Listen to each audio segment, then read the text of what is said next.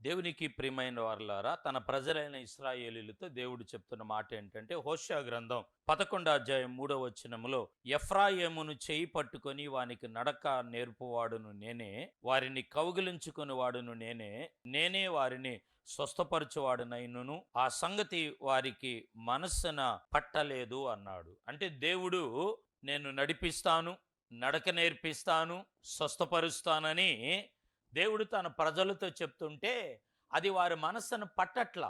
ఈరోజు సేవకులు వాక్యాన్ని బోధిస్తుంటే, దేవుడు ప్రియులారా వాళ్ళకి వాగ్దానం ఇచ్చి ధైర్యపరుస్తుంటే, ఈరోజు మానవుడు ఏం చేస్తున్నాడంటే లోకం వైపు చూస్తూ తిథులు నక్షత్రాలు చూసుకుంటూ మంచి చెడలు చూసుకుంటూ ప్రియులారా వారు చేతులు రేఖలు చూపిస్తూ పస్తీల దగ్గరికి అక్కడికి ఇక్కడికి తిరుగుతూ ఉన్నారు. ప్రియులారా వాక్యం సత్యం. చాలా మందికి ఈరోజు ఈ వాక్యము ఈ సన్నిధి వారి మనస్సున పట్టట్లేదు, లోకంలోనికి తిరుగుతూ ఉన్నారు.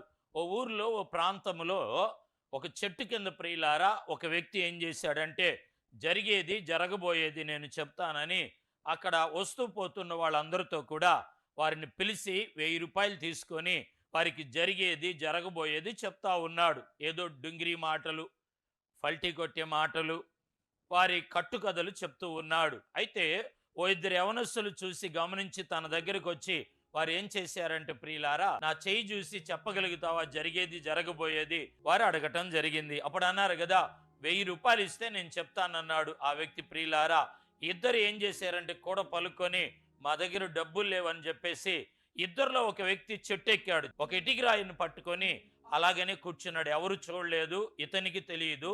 మరొక వ్యక్తి ఏం చేశాడంటే అందరినీ సమకూర్చాడు. ఆ ఊర్లో ఉన్న వాళ్ళందరూ వచ్చారు.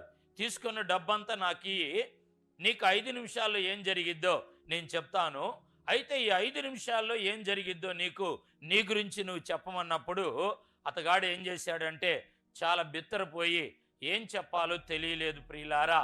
అయితే నేను చెప్తాను, ఇప్పుడు నీ తల పగిలి రక్తం వస్తుందని చెప్పాడు. అయితే అతడు ఏమన్నాడంటే ఏమీ చెప్పలేని సందిగ్ధంలో అలా కూలిపోయాడు. అది జరగదు అన్నాడు. వెంటనే ఏం చేశాడంటే పైన ఉన్న తన స్నేహితుడితో ఆజ్ఞ ఇచ్చాడు, ఆ ఇటుక రాయిని పడవేయమని.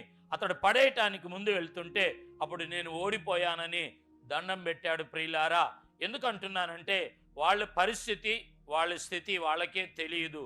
ఈరోజు ప్రకృతి లోక సంబంధమైన కార్యాలకు నువ్వు పరిగెత్తుతూ ఉన్నావేమో. కాబట్టి ఈ రోజున ఏ ప్రాంతంలో ఏ స్థలములో ఉన్నారో వాక్యాన్ని నమ్మండి, వాక్యం మీద ఆధారపడండి ప్రియులారా.